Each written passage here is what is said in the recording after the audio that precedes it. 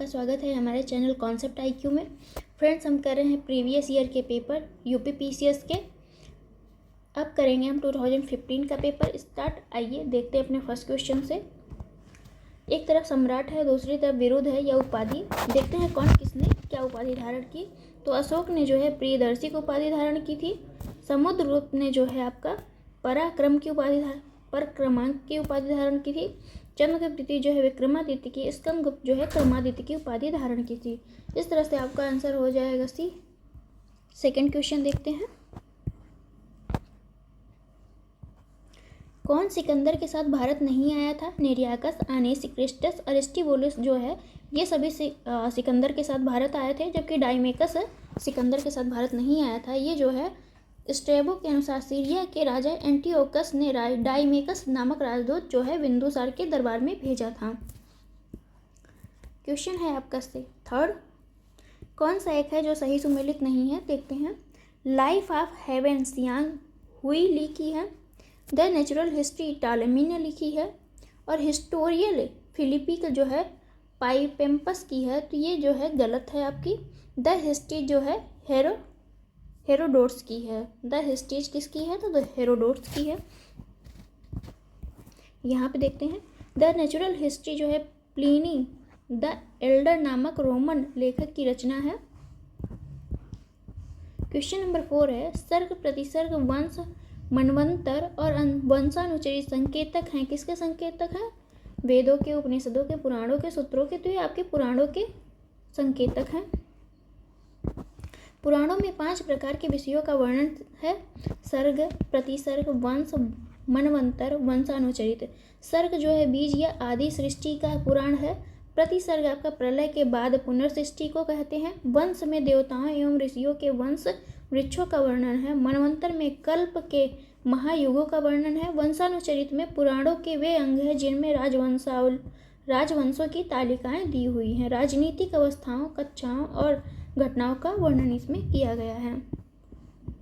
निम्नलिखित में से राज्य के सप्तांग सिद्धांत के अनुसार राज्य का 7वां अंग कौन होगा? तो 7वां अंग आपका मित्र होता है कौटिल्य के अनुसार। देखते हैं। सुदृढ़ मित्र। राज्य के सप्तांग सिद्धांत के अनुसार मित्र जो है राज का 7वां अंग है। मित्र जो है राज के कान है। राज के मित्र शांति एवं युद्ध काल दोनों में ही उसकी सहायता करते हैं। इस संबंध में कौटिल्य सहज या आदर्श तथा कृत्रिम मित्र में भेद करते हैं। सहज मित्र कृत्रिम मित्र से अधिक श्रेष्ठ होता है। जिस राजा के मित्र लोभी, कामी और कायर होते हैं उसका विनाश असंभावी है। क्वेश्चन नंबर है आपका 6। ऋग्वैदिक काल के प्रारंभ में किससे महत्वपूर्ण मूल्यवान संपत्ति समझा जाता है? भूमि को, स्त्रियों को, गाय को, जल को। तो इसका आंसर है आपका बी। गाय को जो है मूल्यवान संपत्ति समझा जाता था ऋग्वेद में। ऋग्वैदिक काल के प्रारंभ में गाय को महत्वपूर्ण संपत्ति समझा जाता था। ऋग्वैदिक काल में जो है गाय के लिए एक शब्द आया है जिसे हम क्या कहते हैं? अघन्या। इस काल में गाय मुख्यतः विनिमय का माध्यम होती थी। ऋग्वेद के कुछ सूक्तों में गाय को देवता के रूप में कल्पित किया गया है। निम्न में से किस किले का निर्माण अकबर के राज्यकाल में नहीं कराया गया था? दिल्ली का किला, लाल किला, आगरा का किला, इलाहाबाद का किला, लाहौर का किला। तो इसका आंसर है आपका ये दिल्ली का लाल किला। दिल्ली का लाल किला का निर्माण जो है अकबर के राज्यकाल में नहीं कराया गया। इसका निर्माण जो है शाहजहां के काल में कराया गया था। यह चतुर्भुज आकार वाला बलुआ पत्थर से निर्मित होने के कारण लाल किले के नाम से प्रसिद्ध है। इसका निर्माण 1648 ईस्वी में पूर्ण हुआ, जबकि आगरा का किला, इलाहाबाद का किला, लाहौर का किला अकबर के शासनकाल में निर्मित हुए हैं। निम्नलिखित में से किसने हिरण्यगर्भ धार्मिक कार्य कराया था? मयूर शर्मन, दंती दुर्ग, हरिचंद, हर्ष। तो इसका आंसर है आपका सी दंती दुर्ग। दंती दुर्ग या दंती बर्मन मान्यखेत के राष्ट्रकूट वंश का संस्थापक था। उसकी राजधानी जो है वर्तमान कर्नाटक के गुलबर्गा क्षेत्र में थी। साहित्यिक साक्ष्यों के अनुसार हिरण्यगर्भ नामक एक धार्मिक यज्ञ इसने कराया था दंती दुर्ग ने। कौन सा एक है जो सुमेलित नहीं है?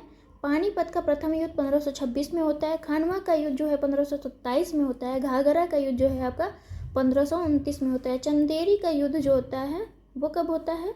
तो ये आपका ऑप्शन सही सुमेलित नहीं।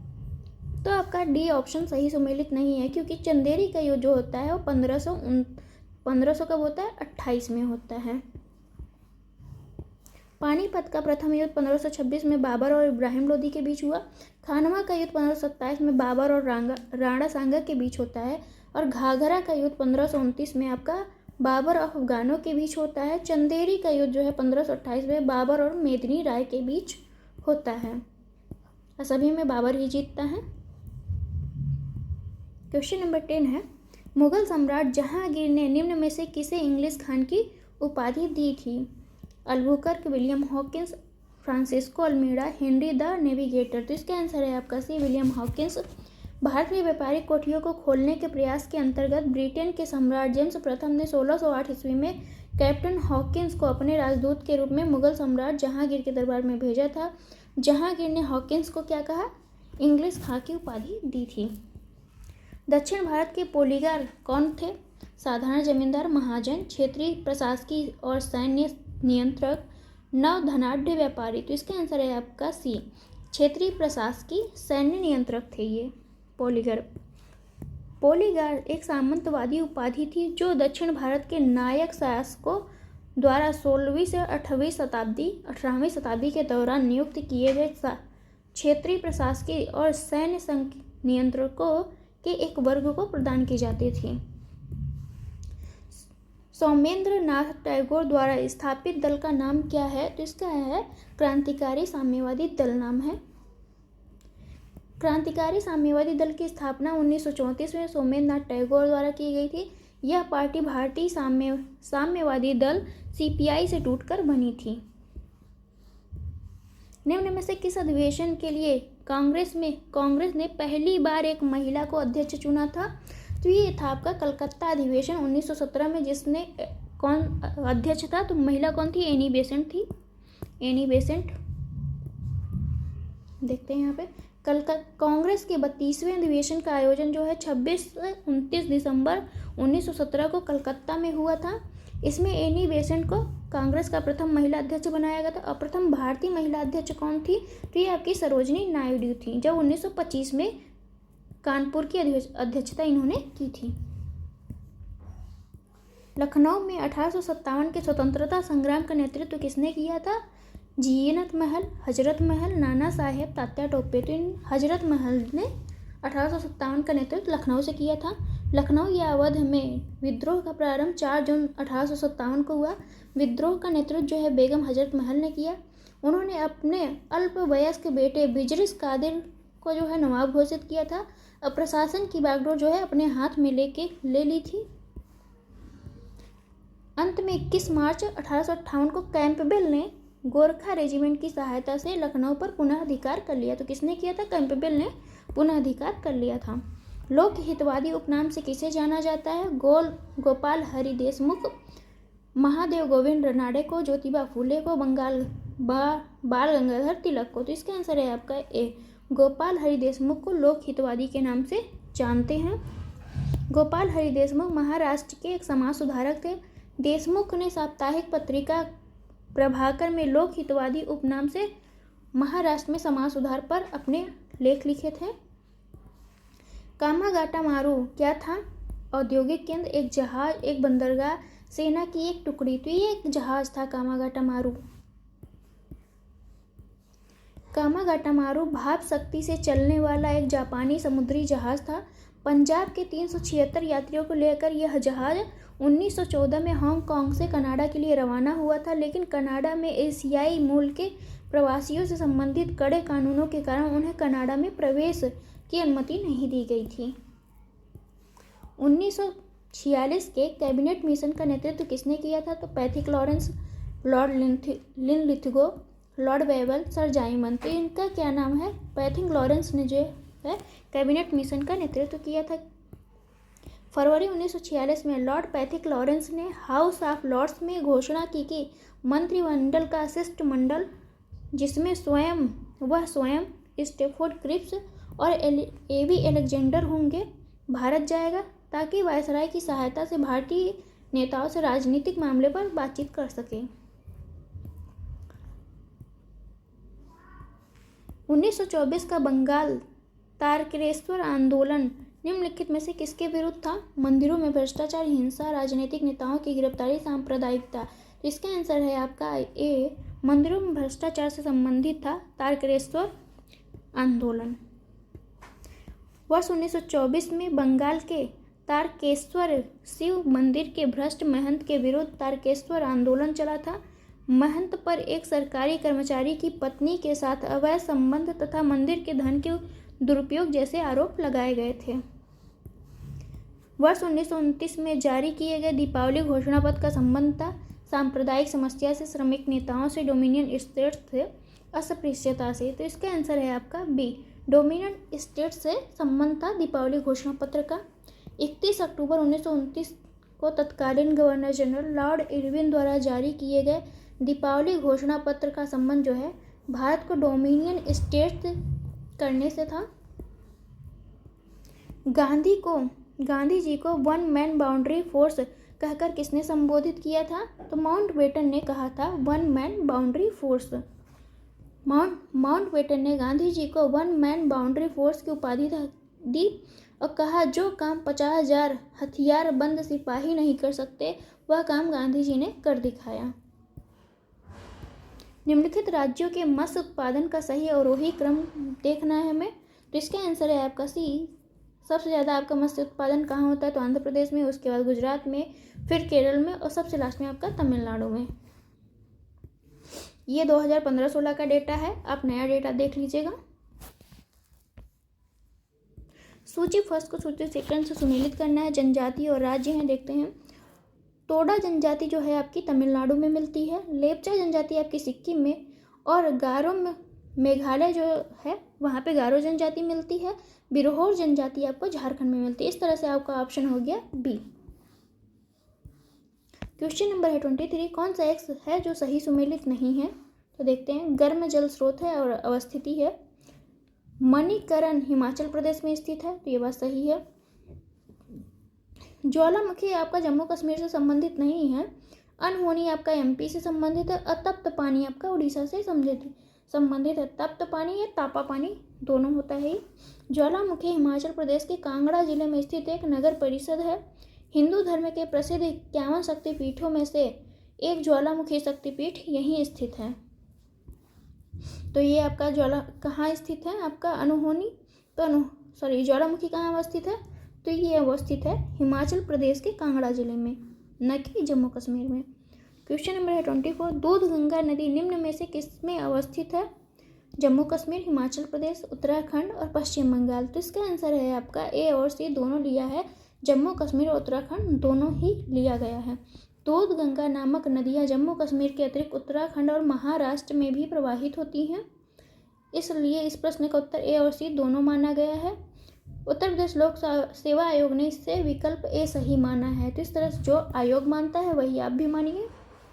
निम्नलिखित में से कौन सा ध्वस्त नगर या घोस्ट टाउन नहीं है? कुलधारा, लखपत, धनुषकोडी, चरखारी। तो इसका आंसर है आपका डी, चरखारी आपका घोस्ट टाउन नहीं है। एक्सप्लेनेशन देखते हैं। ध्वस्त नगर या घोस्ट टाउन वे परिव्यक्त नगर हैं जिनके अवशेष अभी भी दिखाई देते हैं। कुलधारा, धनुषकोडी और लखपत नगर ध्वस्त नगर हैं, जबकि चरखारी महोबा के पास स्थित एक वर्तमान नगर है।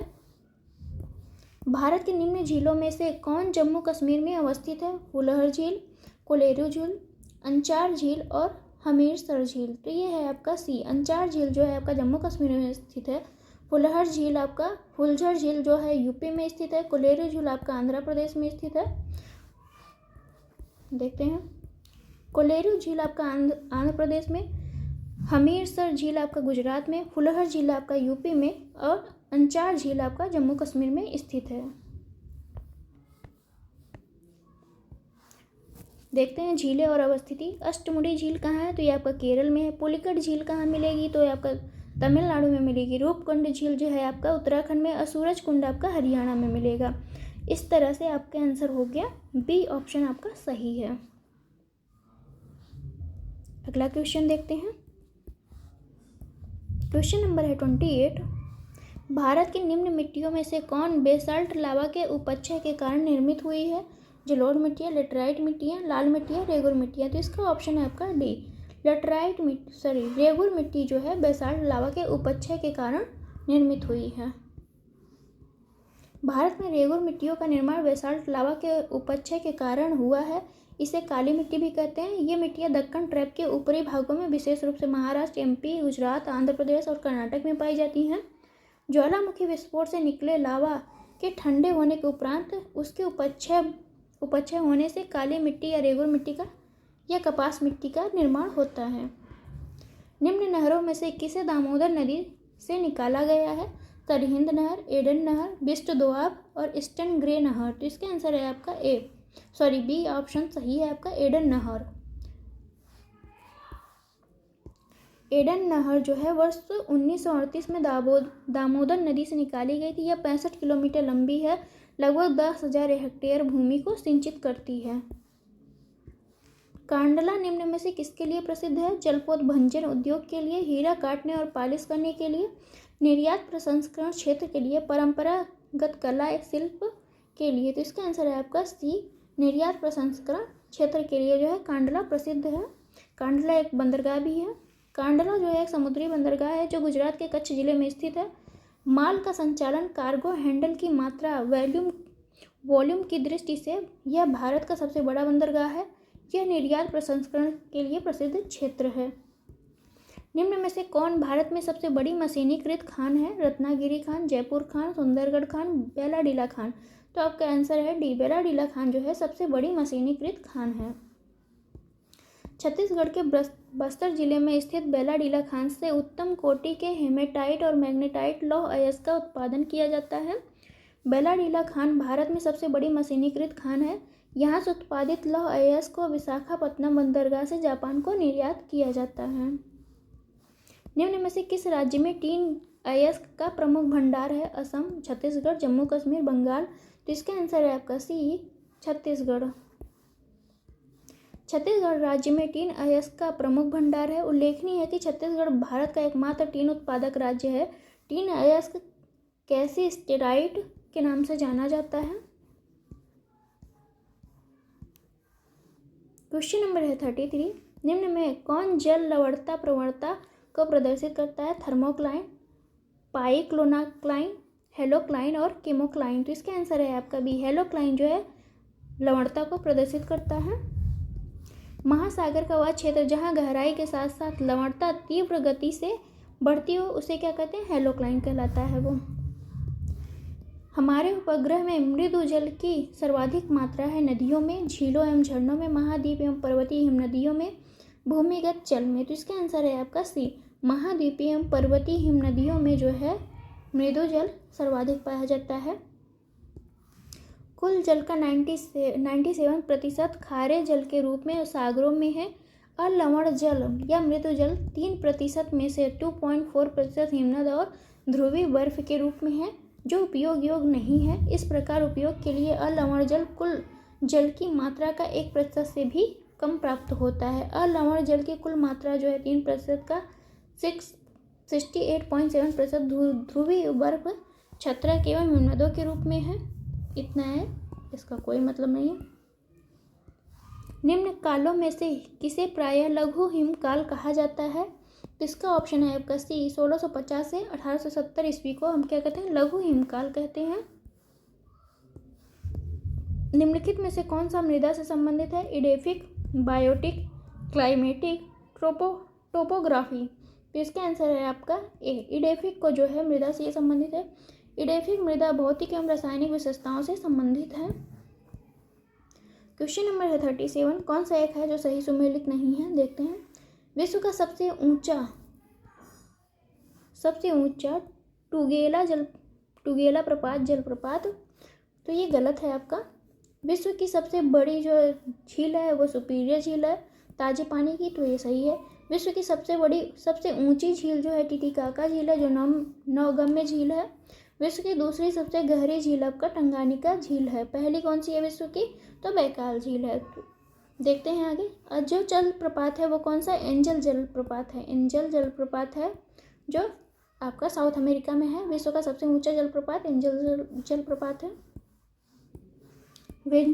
वेनेजुएला स्थित एंजल जलप्रपात को विश्व के सबसे ऊंचे जलप्रपात होने का गौरव प्राप्त है। इसकी ऊंचाई जो है 779 मीटर है। टुगेला प्रपात जो है दक्षिण अफ्रीका में स्थित है। इसकी ऊंचाई जो है 948 मीटर है। यह विश्व का दूसरा सबसे ऊंचा जलप्रपात है। निम्न में से कौन सा मरुस्थल दक्षिणी गोलार्ध में स्थित है? कालाहारी, चिहू, आहुआन, गोबी और सहारा। तो इसका आंसर है आपका ये मरुस्थल जो है दक्षिणी गोलार्ध में स्थित है वो है कालाहारी का मरुस्थल जो दक्षिण अफ्रीका में स्थित है। कालाहारी मरुस्थल दक्षिण गोलार्ध में स्थित है। कालाहारी मरुस्थल जो है का क्षेत्र दक्षिणवर्ती अफ्रीका के बोत्सवाना, नामीबिया, दक्षिण अफ्रीका की सीमा से लगभग इतने वर्ग में विस्तृत है। उसका कोई मतलब नहीं है। निम्नलिखित में से कौन सा सही नहीं है? उद्योग और स्थान देख रहे हैं। कागज कहाँ बनता है? तो ओंटारियो में बनता है। सूती वस्त्र आपका डेट्रॉइट में नहीं मिलता है। रासायनिक जो है आपका रासायनिक चीज़ें कहाँ मिलती है? तो टेक्सास में मिलती है। मोटर कार जो है आपका नगोया में मिलता है। तो इस तरह से आपका बी ऑप्शन सही नहीं है। कनाडा स्थित ओंटारियो जो है कागज उद्योग के लिए है प्रसिद्ध है। और संयुक्त राज्य अमेरिका स्थित टेक्सास जो है रासायनिक उद्योग के लिए। जापान स्थित नगोया जो है ऑटोमोबाइल उद्योग के लिए प्रसिद्ध है। जबकि संयुक्त राज्य अमेरिका स्थित डेट्रॉइट मुख्य रूप से ऑटोमोबाइल उद्योग के लिए प्रसिद्ध है। क्वेश्चन नंबर है 40। निम्नलिखित में से किस देश में उसके कुल क्षेत्रफल का 30% से अधिक क्षेत्र राष्ट्रीय पार्क के अंतर्गत आता है? Israel, Iceland, Bhutan, Gabon. तो इसका आंसर है आपका बी भूटान जो है। भूटान के 12,900 वर्ग किलोमीटर क्षेत्र पर राष्ट्रीय पार्क का विस्तार है जो देश के कुल भौगोलिक क्षेत्रफल का लगभग इतना प्रतिशत 33% भाग आता है। निम्न झीलों में से कौन विश्व की प्राचीनतम तथा सबसे गहरी झील है? बैकाल झील, विक्टोरिया झील, ह्यूरॉन झील, विनिपेग झील। तो आपका आंसर है ए बैकाल झील जो रूस में स्थित है। ये विश्व की सबसे गहरी झील है। बैकाल झील विश्व की प्राचीनतम तथा सबसे गहरी झील है। इसकी गहराई 1642 मीटर तथा यह 25 मिलियन वर्ष पुरानी है। सूची फर्स्ट को सूची सेकंड से सम्मिलित करना है। देखते हैं कौन कहाँ है। स्वर्ण त्रिकोण कहाँ बनता है आपका? तो ये है आपका दक्षिण पूर्व एशिया का अफीम क्षेत्र उत्पादक क्षेत्र है। बरमूडा जो है आपका कहाँ? बरमूडा का त्रिकोण आपका कहाँ बनता है? तो उत्तरी अटलांटिक महासागर में। और सुदूर पूर्व चावल का कटोरा किसे कहते हैं? तो म्यांमार को कहते हैं। रेड बेसिन आपका कहाँ है? तो चीन में है। इस तरह से ऑप्शन बी आपका सही है। क्वेश्चन नंबर है 43। कौन सा एक सही सुमेलित नहीं है? बांध और नदियाँ दी हैं। ग्रैंड कुली बांध किस पे है? तो कोलंबिया नदी पर है। हूवर बांध आपका कहाँ है? तो ये जो है टेनेसी नदी पर नहीं है, इसलिए ये ऑप्शन आपका गलत हो जाएगा। नूरेक आपका कहाँ है? वस्क में है। कोहरा या काबोरा वास्ता कहाँ है? तो जाम्बेजी नदी पर है। इस तरह से आपका बी ऑप्शन सही सुमेलित नहीं है और सभी सही हैं। देखते हैं हूवर बांध आपका जो है हूवर बांध जो कभी बोल्डर बांध के नाम से जाना जाता था, अमेरिकी राज्यों एरिजोना और नेवादा की सीमा के बीच कोलोराडो नदी के ब्लैक कैनियन पर है, मतलब स्थित है। तो हूवर बांध आपका किस नदी पे है? कोलोराडो नदी पे है। फाइनली यही बात आई। निम्नलिखित में से कौन सा देश तांबे का बृहत्तम उत्पादक रहा है? चिली, पेरू, चीन, यूएसए। इसका आंसर अभी के लिए है चिली। 2013 में मतलब 13 के आंकड़ों के अनुसार ये दिया गया है। तो आप नया डेटा जो भी आया हो बजट में उसे देख लीजिए कि उसमें क्या है आपका। क्वेश्चन नंबर है 45। वायुमंडल के अधोलिखित मंडलों को उनके पृथ्वी के धरातल से बढ़ती दूरी के क्रम में व्यवस्थित कीजिए। सही उत्तर का आंसर भी चुनना है। तो सबसे आपका बढ़ते क्रम में लिखना है। तो इसका ऑप्शन है आपका डी। सबसे पहले आपका आता है क्षोभ मंडल, इसे हम क्षोभ मंडल कहते हैं, क्षोभ मंडल। फिर आएगा आपका समताप मंडल। फिर आपका आएगा मध्य मंडल। और उसके बाद सबसे लास्ट में आएगा आपका तापीय मंडल। तो इस तरह से ये पृथ्वी के आपके नज़दीक है क्षोभ मंडल ज़्यादा, फिर उसके बाद समताप मंडल, फिर उसके बाद मध्य मंडल, फिर सबसे लास्ट में आपका तापीय मंडल है। तो इस तरह से आप देख सकते हैं किलोमीटर के हिसाब से भी। भारत में गिद्धों की कमी का अत्यधिक प्रमुख कारण क्या है? विषाणु संक्रमण, जीवाणु संक्रमण, जानवरों को दर्द निवारक दवा देना यही जो है आपका गिद्धों की कमी का सबसे अधिक कारण है। कौन सी दवा है? तो ये है आपकी डाइक्लोफिनिक दवा है, सोडियम डाइक्लोफिनिक। डिक्लोफिनिक सोडियम एक दर्द निवारक दवा है जिसका उपयोग जो है किसानों द्वारा पशुओं के लिए दर्द निवारक के रूप में तथा बुखार के इलाज में दिया जाता है।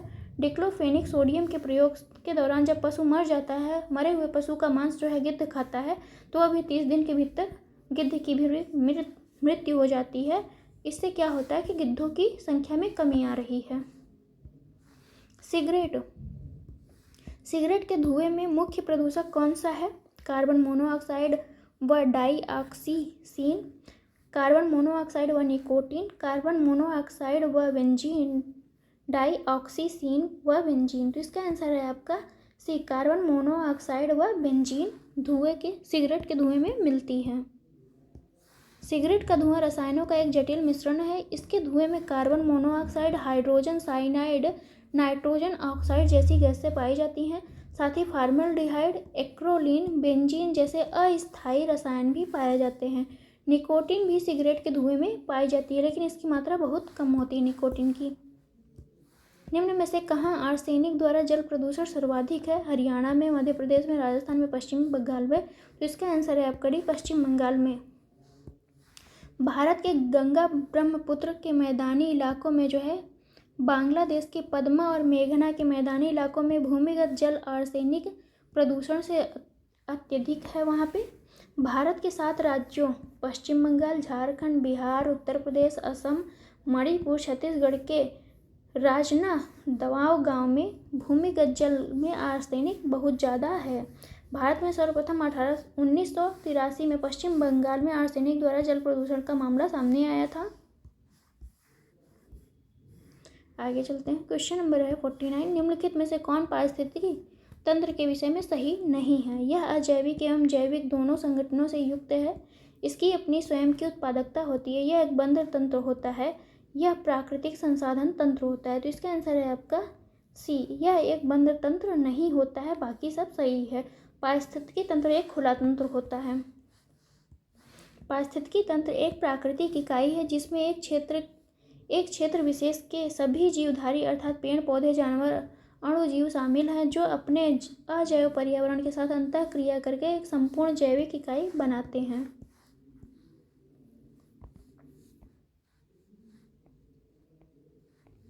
क्वेश्चन नंबर है 50। निम्न में से किससे जलवायु परिवर्तन का क्रायोजेनिक संकेतक प्राप्त किया जाता है? आइस कोर, जीवाश्मित पराग, वृक्ष वलय वृद्धि, इवेपोराइट। तो इसका आंसर है आपका ए, आइस कोर। हिम तत्व या आइस कोर किसी ग्लेशियर या बर्फ की चादर को छेदकर प्राप्त किया गया एक बेलनाकार नमूना है। आइस कोर अतीत की जलवायु और वातावरण की जांच के लिए सबसे प्रत्यक्ष और विस्तृत अभिलेख है। आइस कोर से जलवायु परिवर्तन का क्रायोजेनिक संकेतक प्राप्त होता है। निम्न में से कौन जलवायु परिवर्तन के खगोलीय सिद्धांतों से संबंधित नहीं है? पृथ्वी की कक्षा की उत्केंद्रता, पृथ्वी की घूर्णन अक्ष की तीव्रता, झुकाव या विषुव आयन, सौर किरणित ऊर्जा। तो इसका आंसर है आपका डी ऑप्शन आपका सही सुमेलित नहीं है। मिलुटिन मिलानकोविच ने जलवायु परिवर्तन से संबंधित सिद्धांत दिए जो कि पृथ्वी की लंबी अवधि के कक्षीय स्थिति से संबंधित है। पृथ्वी की कक्षा की उत्केंद्रता, पृथ्वी का घूर्णन अक्ष की तीव्रता, विषुव आयन इस सिद्धांत के अंग है। सौर किरणित ऊर्जा इस सिद्धांत से संबंधित नहीं है। निम्नलिखित में से किससे मेगा डाइवर्स देश के रूप में जाना जाता है? New Zealand, Nepal, Australia, Austria. तो इसका आंसर है आपका बी, ऑस्ट्रेलिया को जो है मेगा डाइवर्स के रूप में जाना जाता है।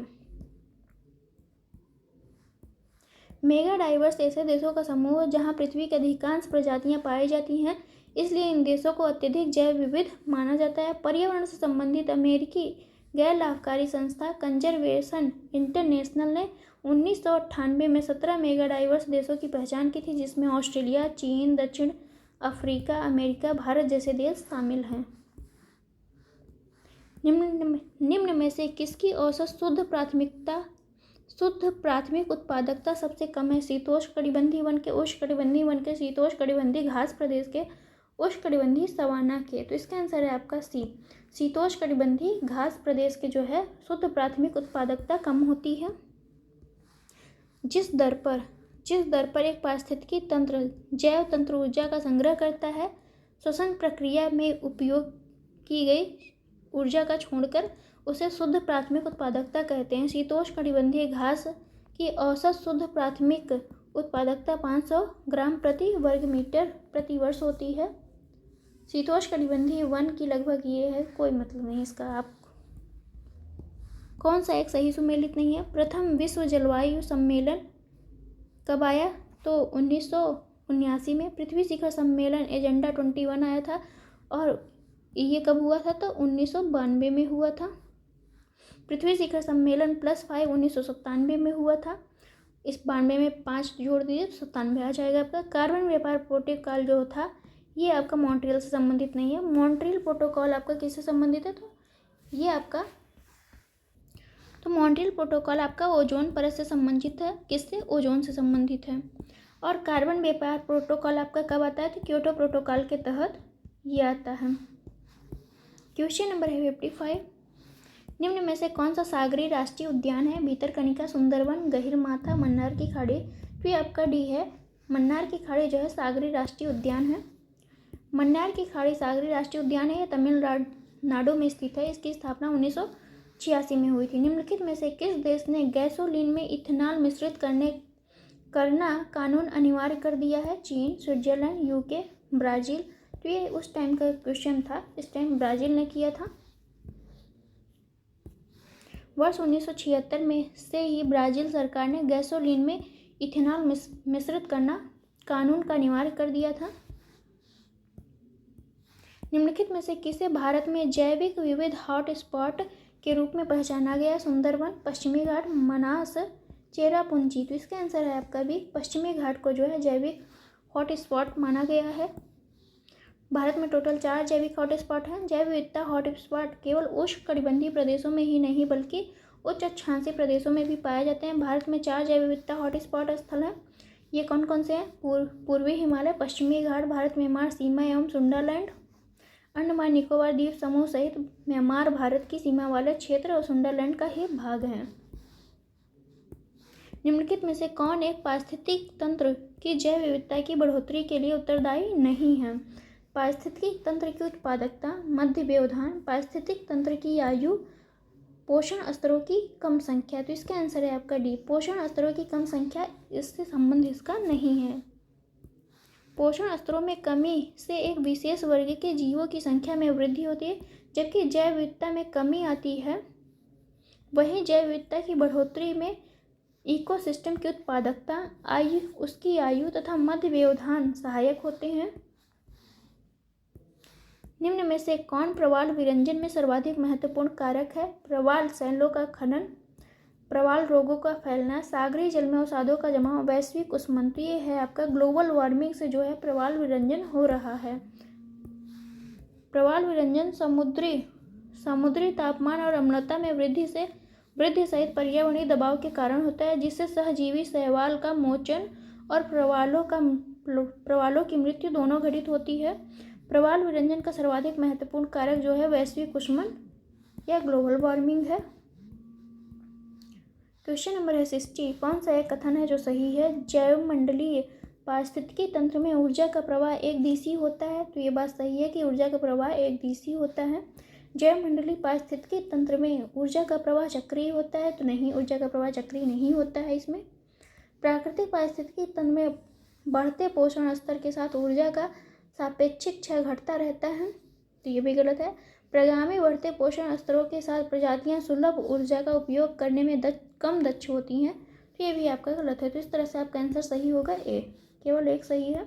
जैव मंडलीय पारिस्थितिकी तंत्र में ऊर्जा का प्रवाह एक दिशी होता है। जैव मंडलीय पारिस्थितिकी तंत्र धरती पर स्थापित सभी पारिस्थितिकी प्रणालियों का योग है। ऊर्जा का प्रवाह अजैविक प्रणाली से जैविक प्रणाली की दिशा में होता है, अजैविक से जैविक की तरफ होता है।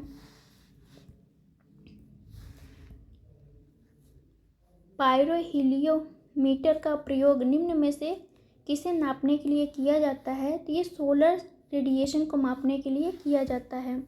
सौर विकिरण सोलर रेडिएशन को मापने के लिए दो विधि हैं आपके पास, कौन सा? पायरोनोमीटर और पायरहेलियोमीटर। क्वेश्चन नंबर है 62। मानव शरीर का सामान्य तापक्रम 98.4 फ़ारेनहाइट है। इसके बराबर डिग्री सेल्सियस में हमें बताना है कि कितना होगा। तो इसका आंसर है आपका बी, 36.89 डिग्री सेल्सियस होगा। एक गिलास पानी पीने से कितने कैलोरी मिलता है? तो इससे कोई कैलोरी नहीं मिलता, 0 कैलोरी होती है। पानी कैलोरी फ्री होता है। एक गिलास पानी पीने से मिलने वाली कैलोरी की मात्रा होती है 0। क्वेश्चन नंबर है 64। आकाश का नीला रंग का कारण होता है प्रकाश का प्रकीर्णन, परिक्षेपण, प्रकाश का व्यतिकरण, सूर्य द्वारा नीले प्रकाश का अन्य रंगों की तुलना में अत्यधिक उत्सर्जन। तो इसका आंसर है आपका ए, प्रकाश का प्रकीर्णन के कारण जो है आकाश का रंग नीला होता है। देखते हैं इसको। जब प्रकाश किसी कण से टकराता है तो या तो वह उस कण के आर पार निकल जाता है अथवा उसके द्वारा परिवर्तित या छितरा दिया जाता है। सूर्य के प्रकाश का लाल अंश तो बिना अधिक प्रकीर्ण हुए पृथ्वी पर पहुंच जाता है, पर बैंगनी, जामुनी, नीला प्रकाश हवा में मौजूद अणुओं आदि से प्रकीर्णित कर दिया जाता है। हवा के कणों द्वारा प्रकाश के प्रकीर्णन के परिणाम स्वरूप आकाश हमें नीला दिखाई देता है। नैनो प्लग संबंधित है एक छोटी बुलेट से, एक छोटे सुनने के यंत्र से, एक छोटे रॉकेट लॉन्चर से, उपयुक्त में से कोई नहीं। तो इसका आंसर है आपका एक छोटे सुनने वाले यंत्र से संबंधित है आपका नैनो प्लग। नैनो प्लग एक अत्यंत छोटा सुनने वाला यंत्र हियरिंग एड है। इसका आकार इतना छोटा होता है कि यह आसानी से नज़र भी नहीं आता है।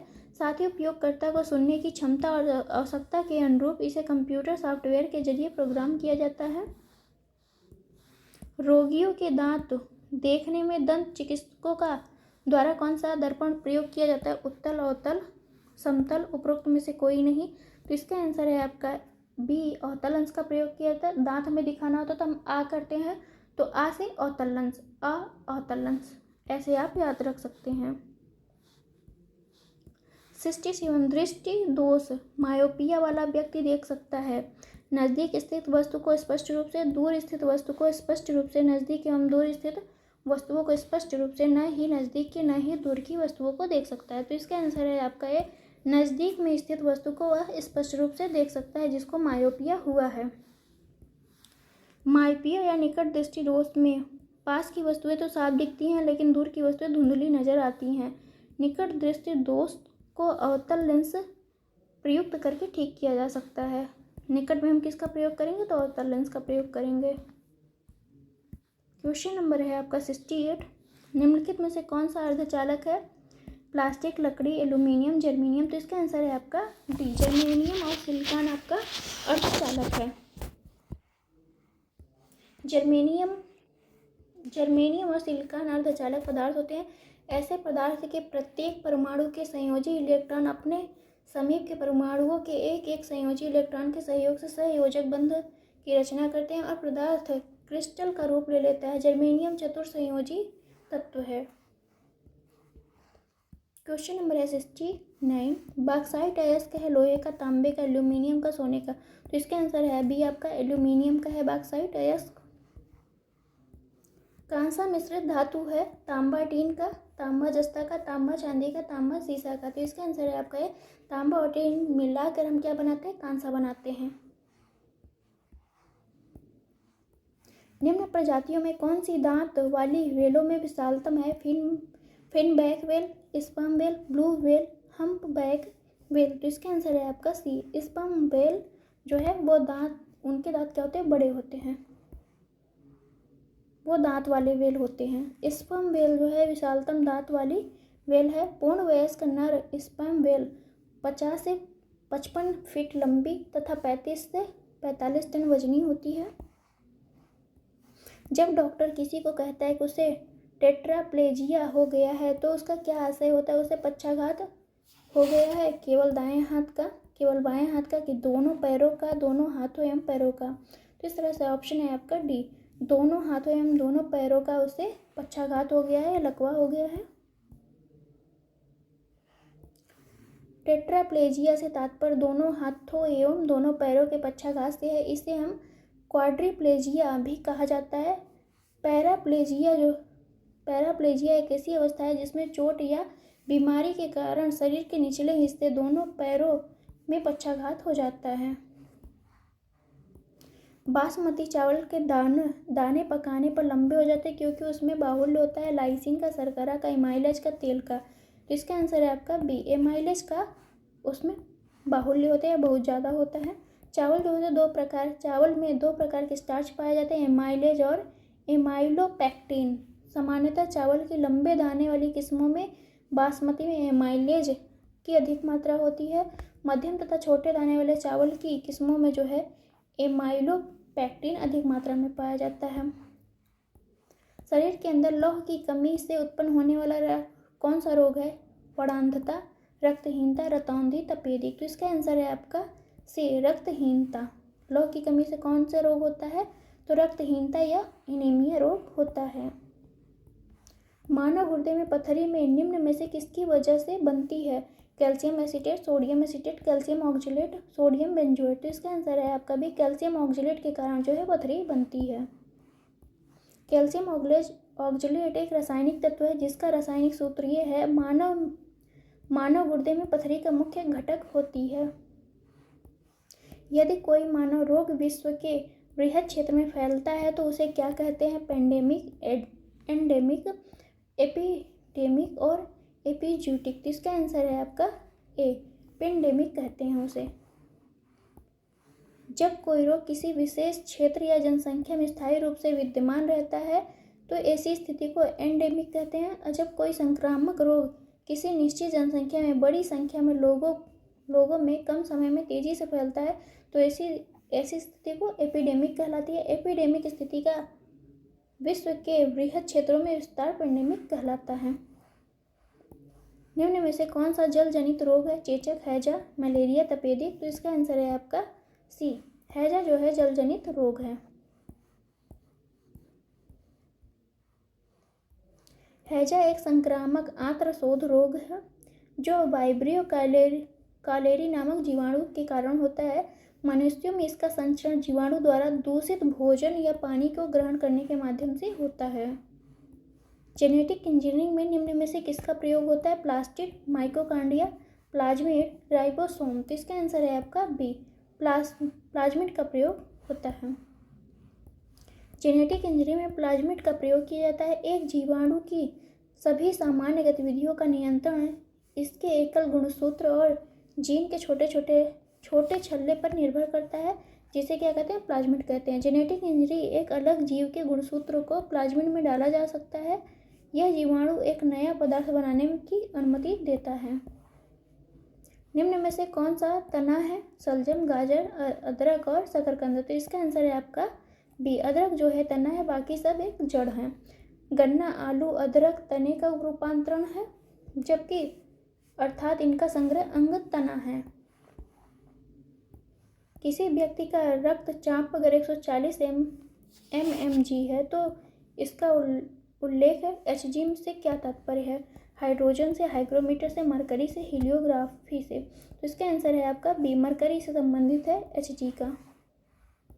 मनुष्य का औसत रक्तचाप 120/80 होता है। जब कोई डॉक्टर हमारा रक्तचाप नापता है तो वह वायुमंडलीय दाब के सापेक्ष होता है। यदि किसी व्यक्ति का रक्तचाप 180 mmHg है तो इसमें Hg से तात्पर्य रासायनिक तत्व मरकरी अर्थात पारे से होता है। कुनैन सिनकोना पादप के भाग में प्राकृतिक रूप से पाई जाती है, जड़ के रूप में, बीज के रूप में, फल के रूप में, छाल के रूप में। तो इसका आंसर है डी, छाल के रूप में पाई जाती है।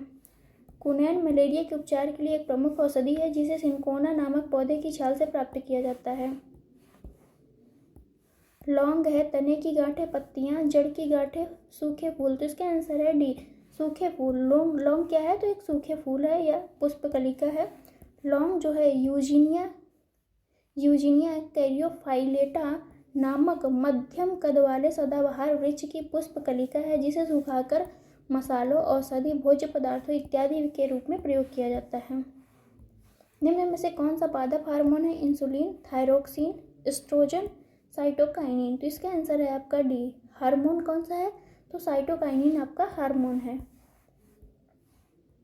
समानता पादप हार्मोनों के 5 वर्ग होते हैं। एब्सिसिक अम्ल, ऑक्सीन, साइटोकाइनिन, एथिलीन, जिब्रेलिन, ये सब पादप हार्मोन है।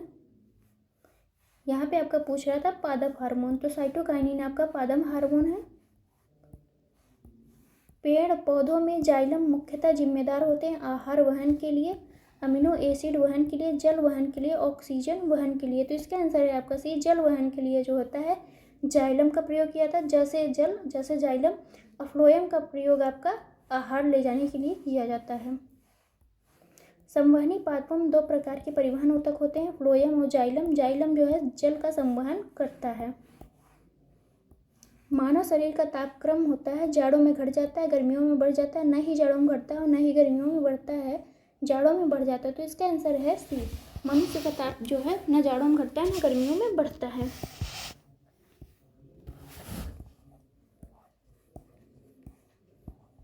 Question number 86।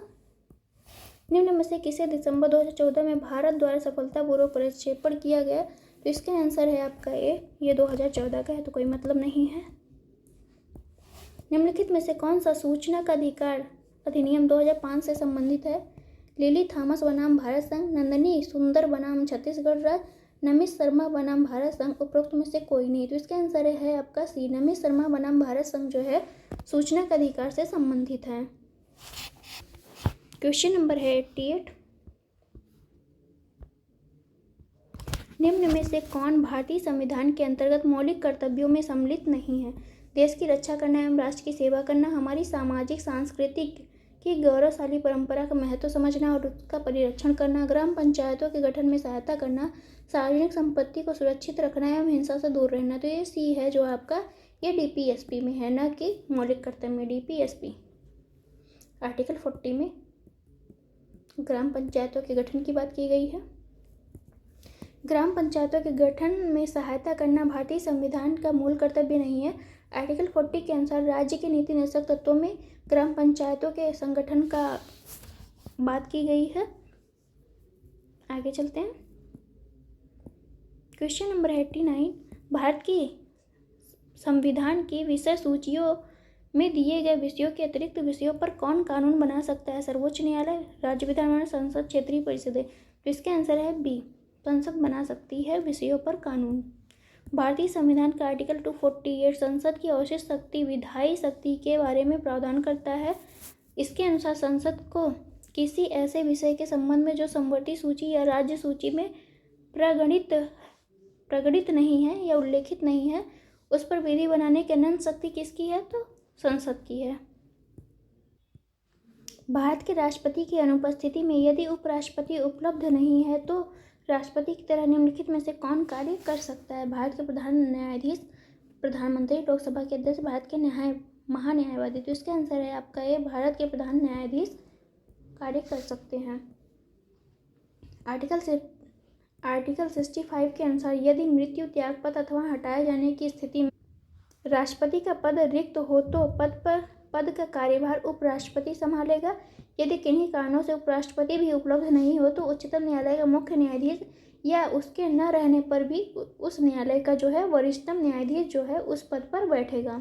यह अधिनियम कब किया गया या किसके तहत किया गया? तो यह राष्ट्रपति उत्तराधिकार अधिनियम 1969 के द्वारा यह प्रावधान जोड़ा गया था। राष्ट्रीय मानवाधिकार आयोग का अध्यक्ष वह व्यक्ति होता है जो भारत का मुख्य न्यायाधीश रह चुका हो। उक्त आयोग का अध्यक्ष का कार्यकाल 5 वर्ष अथवा 70 वर्ष की आयु पर्यंत पर आधारित करता है। तो इसका आंसर है आपका सी। ए और आर दोनों ही सही हैं।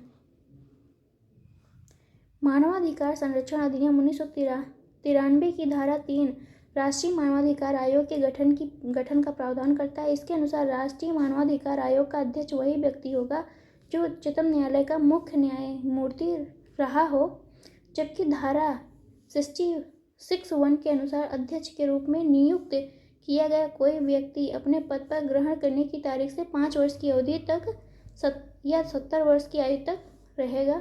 इनमें से जो भी पहले हो उसी तक अपना पद धारण करेगा। क्वेश्चन नंबर है 92। राज्य वित्त आयोग एक संवैधानिक निकाय है। संघीय वित्त आयोग पंचायतों को वित्तीय सहायता देने के लिए संस्तुति नहीं करता है। तो इसका आंसर है आपका सी। ए तो सही है लेकिन आर गलत है। भारतीय संविधान का आर्टिकल 243 आई के तहत जो है राज्यपाल 73वां संविधान संशोधन अधिनियम 1992 के लागू होने के 1 वर्ष के अंदर उसके बाद प्रत्येक 5 वर्ष बाद एक वित्त आयोग का स्थापना करेगा।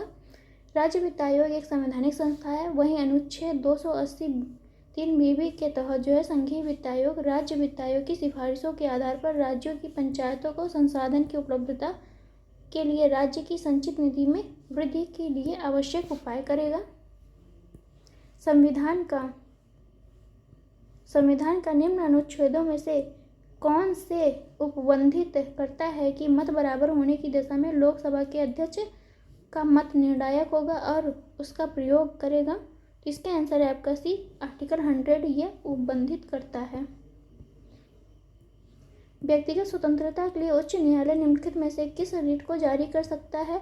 परमादेश, बंदी प्रत्यक्षीकरण, अधिकार परीक्षा, प्रतिषेध। तो इसका आंसर है आपका सी। बंदी प्रत्यक्षीकरण। आर्टिकल 226 के तहत उच्च न्यायालय को है रिट जारी करने की शक्ति और उच्चतम न्यायालय को आर्टिकल 32 के तहत है रिट जारी करने की शक्ति। क्वेश्चन नंबर है 95। भारत में लिखित संविधान है। शक्तिशाली क्षेत्रीय दलों का विकास क्षेत्रीय आकांक्षाओं का संकेतक है। तो आपका दोनों ही कथन सही है लेकिन दोनों एक दूसरे की व्याख्या नहीं करते हैं। क्वेश्चन नंबर है 96।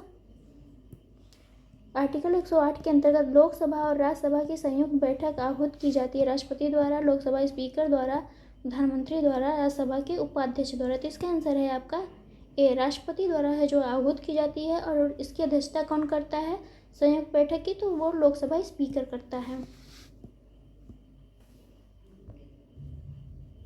भारतीय संविधान के आर्टिकल 108 के तहत धन विधेयक को छोड़कर अन्य किसी विधेयक की दशा में यदि दोनों सदनों के बीच कोई अंतिम असहमति हो जाती है तो राष्ट्रपति मतभेदों को दूर करने के लिए दोनों सदनों की संयुक्त बैठक बुला सकता है।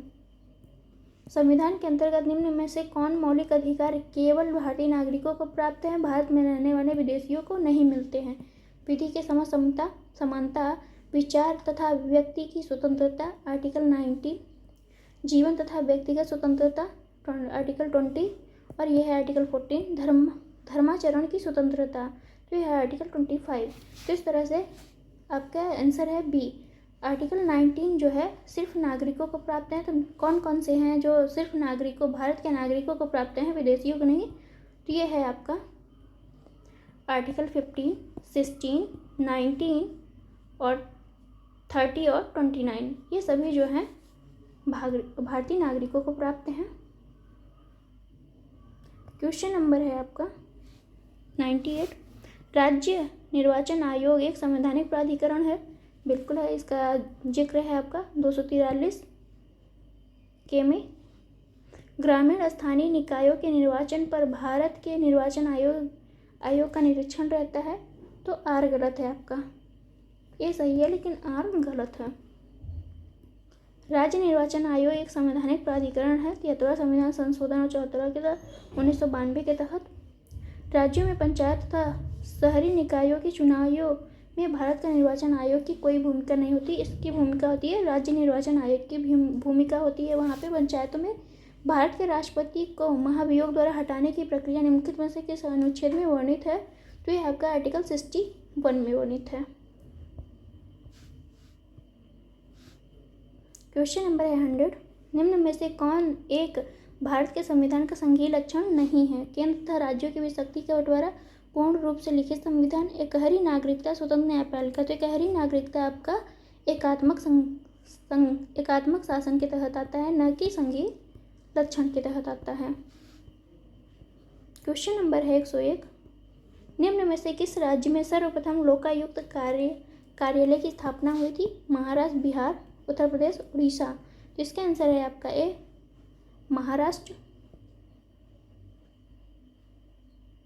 सबसे पहले जो है महाराष्ट्र में हुई थी, उसके बाद बिहार, फिर उत्तर प्रदेश 1975 में।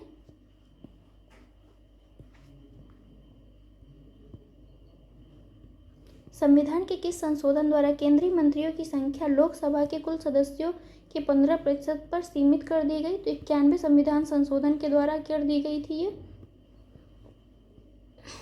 91 संविधान संशोधन 2003 के द्वारा आर्टिकल 75 और आर्टिकल 164 में संशोधन करते हुए केंद्र और राज्यों में मंत्रियों की संख्या जो है लोकसभा और विधानसभाओं के कुल सदस्यों के 15% से अधिक नहीं होगी।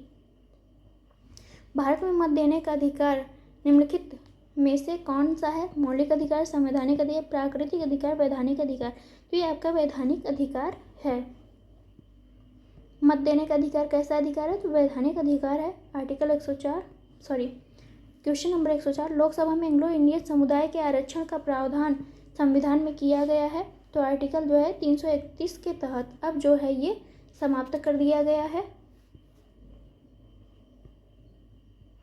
क्वेश्चन नंबर है आपका 105, निम्नलिखित में से किस वाद में भारतीय संविधान के मूल संरचना के सिद्धांत की रूपरेखा प्रतिपादित की गई? गोपालन बनाम मद्रास राज, गोलकनाथ बनाम पंजाब राज, केशवानंद भारती बनाम केरल राज, उपयुक्त में से कोई नहीं। तो मूल संरचना का सिद्धांत या बेसिक स्ट्रक्चर का सिद्धांत जो है केशवानंद भारती बाद में 1973 में आया था। क्वेश्चन नंबर है 106, संघ की कार्यपालिका शक्ति निहित है प्रधानमंत्री, मंत्रिपरिषद में, राष्ट्रपति में, संसद में? तो ये है ऑप्शन बी, आपका राष्ट्रपति में निहित है संघ की कार्यपालिका शक्ति। आर्टिकल 53(1) के तहत संघ की कार्यपालिका शक्ति राष्ट्रपति में निहित है। वह उसका प्रयोग संविधान के अनुसार स्वयं या अपने अधीनस्थ अधिकारियों के द्वारा करेगा। संसद में शून्यकाल का समय है आपका, तो आंसर आपका है डी, दोपहर 12 बजे से लेके 1 बजे तक का समय होता है शून्यकाल का। क्वेश्चन नंबर है 108, निम्नलिखित में से कौन भारत के राष्ट्रपति के निर्वाचन हेतु निर्वाचक गण में सम्मिलित नहीं है? लोकसभा के निर्वाचित सदस्य ये आते हैं, राज्यसभा के निर्वाचित सदस्य ये भी आते हैं, राज्य विधानसभाओं के निर्वाचित सदस्य ये भी आते हैं, आपके राज्यों के विधान परिषदों के निर्वाचित सदस्य, तो इनकी बात नहीं है इसमें। तो इस तरह से ऑप्शन डी आपका सही है कि राज्यों के विधान परिषदों में निर्वाचित सदस्य जो हैं उनको राष्ट्रपति के निर्वाचन में सम्मिलित नहीं किया गया है। भारतीय संविधान के आर्टिकल 54 के अनुसार राष्ट्रपति का निर्वाचन गण में सदस्य होंगे संसद के दोनों सदनों के निर्वाचित सदस्य, राज्यों की विधानसभाओं के निर्वाचित सदस्य और जो है दिल्ली और पुदुचेरी विधानसभा के निर्वाचित सदस्य होंगे। भारतीय संसद में शामिल है केवल लोकसभा, केवल राज्यसभा, केवल लोकसभा एवं राज्यसभा, लोकसभा, राज्यसभा और राष्ट्रपति संसद में शामिल हैं। भारत का संसद जो है भारत का सर्वोच्च विधायी निकाय है। भारतीय संसद में आपका राष्ट्रपति, 2 सदन लोकसभा एवं राज्यसभा सम्मिलित होते हैं। निम्न में से किसने मार्च 2015 में जीएसटी पर अधिकार प्राप्त राज्य के वित्त मंत्रियों के समिति के अध्यक्ष के रूप में कार्यभार संभाला था? तो KM मणि हैं। ये आपका करंट अफेयर्स है। निम्न में से कौन भारत में तेल की कीमतों का निर्धारण करता है? तो तेल कंपनियां करती हैं। भारत में पेट्रोल, डीजल जैसे तेल सरकारी नियंत्रण मुक्त पदार्थ हैं जिनकी कीमतें कौन निर्धारित करता है? तो तेल कंपनियां निर्धारित करती हैं। अणु शक्ति विद्युत निगम लिमिटेड संयुक्त उपक्रम है भारतीय परमाणु ऊर्जा और निगम, ये आपका NTPC का है। निम्न में से कौन फसलों के न्यूनतम समर्थन मूल्य का निर्धारण संबंधी संस्तुति करता है? भारतीय कृषि अनुसंधान परिषद, नाबार्ड, कृषि लागत एवं कीमत आयोग, भारतीय कृषि अनुसंधान संस्थान। तो इसका आंसर है आपका सी, कृषि लागत एवं कीमत उपाय MSP का निर्धारण करता है।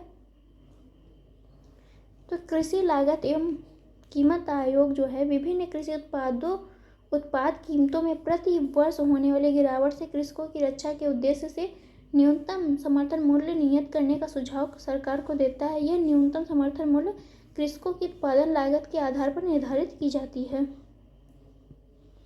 किसके लिए उद्यमी हेल्पलाइन स्थापित की गई थी? तो इसका आंसर है आपका ए, सूक्ष्म लघु एवं मध्यम उपक्रमों के लिए यानी MSME के लिए लागू की गई थी। निम्नलिखित पर विचार कीजिए और सही आंसर का चयन कीजिए। आर्थिक विकास के लिए बहुआयामी उपागम की आवश्यकता होती है। वर्तमान सरकार सरकार मुख्यतः सूक्ष्म आर्थिक विषयों पर ध्यान केंद्रित कर रही है। तो ये आपका ऑप्शन ए सही है, लेकिन आर गलत है। किसी भी देश का आर्थिक विकास एक बहुआयामी उपागम द्वारा संभव है, जिससे कि समावेशी विकास किया जा सके। जबकि वर्तमान भारत सरकार सूक्ष्म आर्थिक विषयों के साथ साथ बृहद आर्थिक विषयों पर भी अपना ध्यान केंद्रित कर रही है। बृहद आर्थिक विषयों में चालू खाता घाटा, राजकोषीय घाटा, मुद्रास्फीति, राष्ट्रीय आय, बेरोजगारी दर, भुगतान संतुलन, निवेश में वृद्धि आदि आते हैं। सूक्ष्म के अंतर्गत आपका फर्म, उद्योग, व्यक्तिगत घर आदि के उत्पादन, उपभोग, वितरण, मूल्य निर्धारण का अध्ययन किया जाता है। BSE ग्रीनएक्स में कितनी कंपनियां हैं? तो टोटल आपकी 30 कंपनियां हैं। BSE में जो है टोटल 30 कंपनियां आती हैं। BSE ग्रीनएक्स देश का पहला पर्यावरण अनुकूलन इक्विटी सूचकांक है, जिसकी शुरुआत बॉम्बे स्टॉक एक्सचेंज द्वारा की गई है। इसमें खासतौर पर ऐसी कंपनियों के शेयर लेन देन की सुविधा होगी जो अपने उत्पाद एवं विनिर्माण गतिविधियों में कम कार्बन उत्सर्जन वाली हरित प्रौद्योगिकी इस्तेमाल कर रही है। BSE ने जी ट्रेड तथा IIM अहमदाबाद के सहयोग से सूचकांक को तैयार किया है। इस सूचकांक में 20 कंपनियां सम्मिलित हैं। 30 कंपनियां किसमें, 30 ब्लू चिप किसमें है? तो BSE में है, याद रखिएगा। निम्न राज्यों में से किसमें 4000 मेगावाट क्षमता का सौर ऊर्जा संयंत्र स्थापित किया जाएगा? तो राजस्थान में। ये उस टाइम का है करंट अफेयर्स, अभी का आपको तैयार होना चाहिए। 1946 में गांधीवादी योजना को प्रतिपादित किया गया था, तो ये आपका श्री मन नारायण अग्रवाल ने किया था। 1944 में प्रसिद्ध गांधीवादी अर्थशास्त्री श्रीमन नारायण अग्रवाल द्वारा भारत के आर्थिक नियोजन हेतु एक योजना प्रस्तुत की गई, जिसे गांधीवादी योजना के नाम से जाना जाता है। इस योजना द्वारा स्वावलंबी गांवों के साथ साथ विकेंद्रीकृत आर्थिक संरचना की स्थापना का संकल्पना था। निम्नलिखित में से किसने वर्चुअल क्लस्टर वेब पोर्टल का प्रारंभ किया? तो ये आपका MSME ने किया था।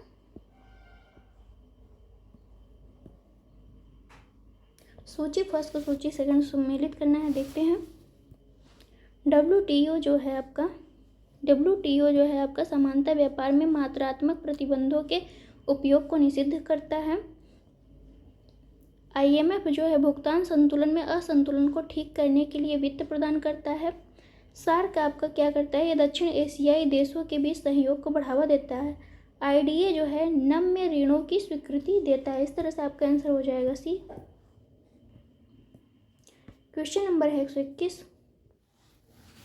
निम्न में से किस आर्थिक सर्वेक्षण में पहली बार धारणीय विकास जलवायु परिवर्तन का नवीन अध्याय जोड़ा गया? तो यह है 2011-12 में।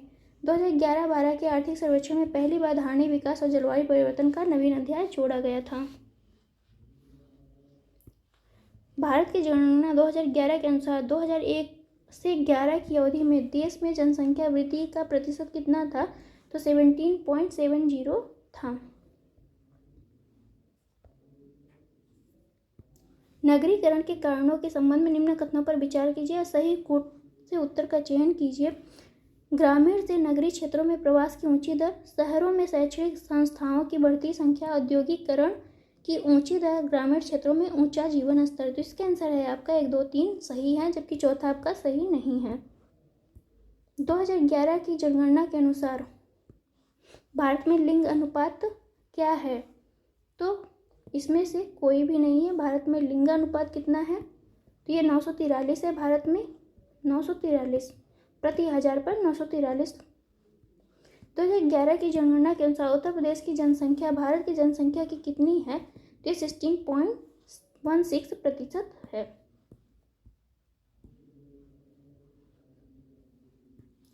उत्तर प्रदेश मंत्रिमंडल ने दिसंबर 2014 में 4 नगरों में मेट्रो चलाने हेतु साध्यता अध्ययन एवं विस्तृत प्रोजेक्ट रिपोर्ट तैयार करने हेतु स्वीकृति दी। इनमें से कौन सा है जो चौथा नगर शामिल नहीं है? आगरा, मेरठ, वाराणसी, इलाहाबाद। तो इसका आंसर है आपका डी, इलाहाबाद जो है शामिल नहीं है। 2011 की जनगणना के अनुसार उत्तर प्रदेश की साक्षरता कितनी है? तो देखते हैं इसको हम डिटेल के माध्यम से। उत्तर प्रदेश की टोटल साक्षरता आपका 67.7%, पुरुषों की जो है 77.3% है, महिलाओं की जो है 57.2% है। क्वेश्चन नंबर 128 है, उत्तर प्रदेश की वर्तमान सरकार उद्योग, आधिकारिक संरचना, ऊर्जा उत्पादन आदि के विकास पर ध्यान लगा रही है। भारी निवेश आर्थिक विकास को सुलभ करता है। तो इसका आंसर है ए। कथन और कारण दोनों ही सही, दोनों एक दूसरे की व्याख्या भी कर रहे हैं। ये समसामयिकी से संबंधित क्वेश्चन है, जो उस टाइम के करंट अफेयर्स हैं, तो इसको पढ़ने की आपको कोई ज़रूरत नहीं। आप अभी के करंट अफेयर्स पढ़िए, उस पर फोकस कीजिए। विविध नंबर हम देखते हैं। बीहल, निम्नलिखित देशों के नामों में से किसके नामों का मतलब लगभग होता है 40 कबीलों का देश? Kazakhstan, Tajikistan, Kyrgyzstan, Uzbekistan. तो इसका आंसर है आपका किर्गिस्तान। 40 कबीलों का देश किसे कहते हैं? किर्गिस्तान को कहते हैं। किर्गिज नाम तुर्की शब्द किर्क से उत्पन्न है, जिसका अर्थ होता है 40। किर्गिस्तान का अर्थ होता है 40 कबीलों का देश। 19 नवंबर निम्न में से किस दिवस के रूप में मनाया जाता है? तो ये आपका विश्व शौचालय दिवस के रूप में मनाया जाता है 19 नवंबर को। 19 नवंबर को प्रति वर्ष विश्व शौचालय दिवस के रूप में मनाया जाता है। उल्लेखनीय है कि जुलाई 2013 में संयुक्त राष्ट्र महासभा ने सभी के लिए स्वच्छता संकल्प के माध्यम से 19 नवंबर को विश्व शौचालय दिवस के रूप में मनाने का निर्णय लिया है। वर्ष 2014 के विश्व शौचालय दिवस की केंद्रीय थीम थी समानता और गरिमा और डिग्निटी। तो इस तरह से आपके 150 क्वेश्चन कंप्लीट हो गए फ्रेंड्स। अब आप बताइए कि नेक्स्ट अब हम करेंगे आपका 2015 का ही है, क्योंकि 15 में 2 पेपर हुए थे।